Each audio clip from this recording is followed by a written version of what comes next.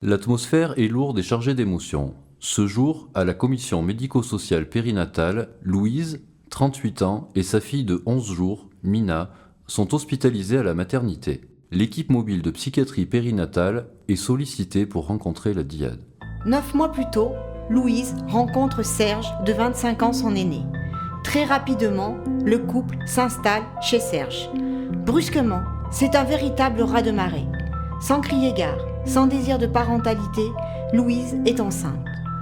Aucun autre horizon que l'avortement n'est envisageable pour retirer ce truc monstrueux qu'elle a dans le ventre. Au planning familial, partagé entre son désir d'être mère et son opposition à l'industrie pharmaceutique, Louise ne peut se résoudre à prendre le comprimé abortif. Elle inquiète les soignants. Elle part seule, aucune alerte n'est donnée. Et Serge lui ferme sa porte. Après plusieurs mois sans nouvelles, Louise est hospitalisée 19 jours en gynécologie pour une MAP. Elle inquiète les soignants. Elle repart seule avec son gros ventre. Aucune alerte n'est donnée. Aucun lien n'est réalisé avec le réseau de périnatalité.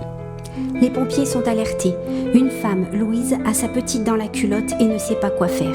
Après un véritable jeu de pistes pour la trouver, d'âpres négociations et l'intervention de la gendarmerie sont nécessaires pour la rencontrer.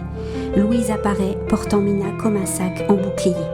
Très vite, à la peur succède l'effroi. Il découvre un appartement évoquant un syndrome de Diogène. Malgré l'opposition franche de Louise, la DIAD est transportée à la maternité. Mina est en détresse néonatale. Le MPP est interpellé, rencontre la DIAD et repère les signes de souffrance du bébé, probablement induits par le trouble psychotique puerpéral de sa mère. Mina est un bébé gelé. Le lien mère-bébé est déjà entravé. Mina refuse toute interaction en présence de sa mère. Son hypertonie dans le portage maternel empêche toute proximité. Sa mère tient des propos incohérents, diffluents. Elle est hors réalité. Sa chambre est désordonnée et malodorante. Le trouble psychiatrique puerpéral est évident. Une OPP pour Mina est prononcée.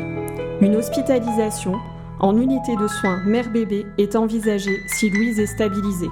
Mina intègre une famille d'accueil. Malgré une hospitalisation de 3 jours en psychiatrie adulte, dans l'incurie, seule une consultation médicale conjointe avec la psychiatrie périnatale, trop tardive, permet de lever le voile sur les troubles psychiques de Louise. C'est une psychose blanche.